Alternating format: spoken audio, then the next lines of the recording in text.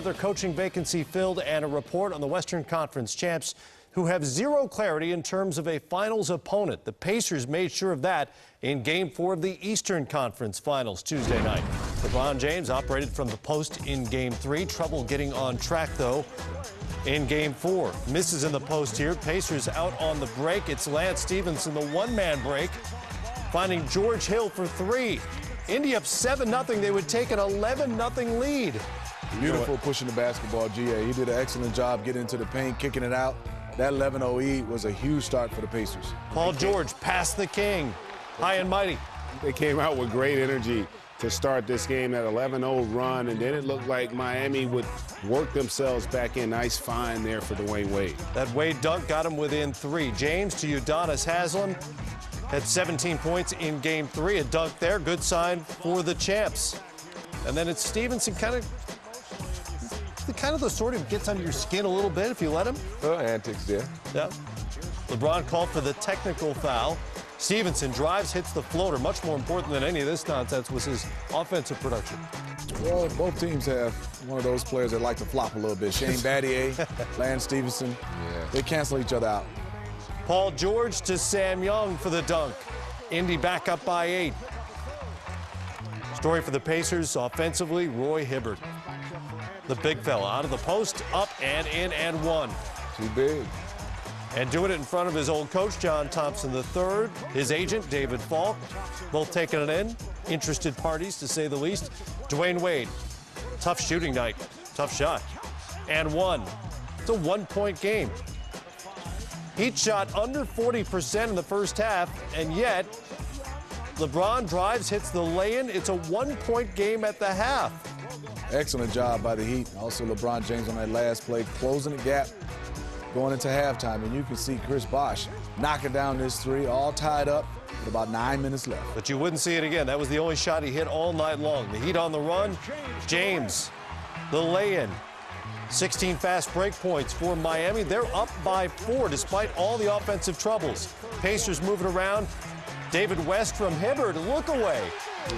Roy Hibbert just feeling it, just owning the interior for the Pacers. That was a 7-0 run. Indy back on top. Flash back to Game 1 of the 2012 Eastern Conference semis last year. Chris Bosh injured his ab muscle. It was costly. He'd missed the rest of that series against the Pacers. Back to reality, third quarter. Bosh defending Hibbert goes down with what appeared to be an ankle injury. You saw him turn the right ankle. He would have to leave the game, did return, but played under 30 minutes for the night. George Hill hanging and hitting, and one. Made some tough shots. Excellent job of driving the basketball against Ray Allen, putting the pressure on him. A foul on LeBron James on this play. What do you think, Stack? Not a foul. Not a foul. They missed one there. Pat Riley agrees with you. 2 seconds left in the corner. Dwayne Wade drifted away from Stevenson enough to give him that at the buzzer. A big-time shot by Lance Stephenson. D. Wade, lurking around. Got a chance to come contest, but Lance Stephenson knocked it down. Indy takes a 7-point lead into the fourth quarter. Yeah, it's tough. We've been battling foul trouble with Paul George all night, so it was very important to finish that quarter strong the way we did. This is the time where LeBron James likes to take over. What will be the defensive strategy be against him? Well, we got to be early to help. Early to help. Good advice. And go to the big fella when you can. They did. Missed it there. But they get it back. Uh-oh. Or do they? Shot clock violation. Wait, that ball hit the rim. It did. Well, officials they missed that one as well. They didn't get the memo, Smitty. And on the other end, James knocks down the 3. He hit 4 of them in 7 tries on the night. He went for 24. Miami up by 3.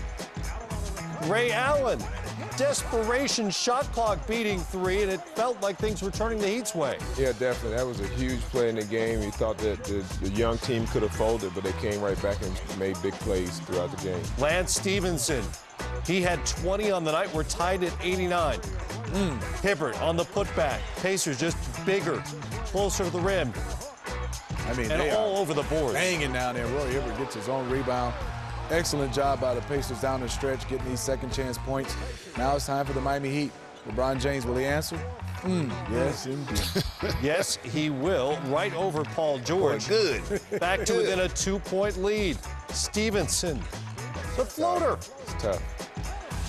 2-possession game with the Pacers up by 4 at 96-92. Less than a minute to go. James tries to set a screen. That's his 6th and final foul. Not a foul stack. That is not a foul. The officials disagree with you. Not for a superstar. And LeBron James is disqualified on fouls for just the 5th time in his NBA career and just the 2nd time in a playoff game. Miami suffers just their 2nd road loss in their last 25 games, and they do it despite 6 turnovers, their lowest total ever in a postseason loss. But they shot 39%. Nothing new for Indiana. They're 6-0 this postseason, holding opponents under 40%, 7-1 on their home floor in the playoffs. Everybody chipped in, including Lance Stevenson, who spent considerable time trying to bug LeBron. We had 3 or 4 very good, committed defensive possessions all the way to the contest, to the last 5 seconds of the clock, and we couldn't finish it for whatever reason. And it's going to take a collective effort when you have bigs like that. To sometimes double team the rebound, long rebounds. We have to get all those. They got all the loose balls and long rebounds in that 4th quarter. We can't afford to get beat on the glass by 20. Can't happen. It allows them to get second chance points, and then they shot the ball from the field 50%. So as a collective group, we can't allow that. But we don't need confidence going into any game. We're a confident bunch, and we're excited to get the opportunity to go back to our home and, play Game 5. And maybe between now and then, the heat may grow. As we present the stat of the night, presented by Corona Light. Rebounding is a huge issue in this series for the world champs. They've met the Pacers 7 times, including the regular season this season. In those games, they've been out-rebounded by a cumulative total of 84. They had 30 rebounds. That's a postseason low in this Game 4. And you saw at the end of that highlight, a couple of the biggest buckets of the game were on second chance points for Indiana. How big of a problem moving forward for Miami? It's huge because of their size. I think it was a big rebounding advantage, but they really only had 2 more second chance opportunities. They converted, 19 points, which is +7 more than Miami, but they just have to find a way to box these guys out. They're too big. They got to make sure they put a body on them, or you're going to get the same thing. They're trying to play small, and that's their advantage, to make sure that they can put up a shot and hit the board.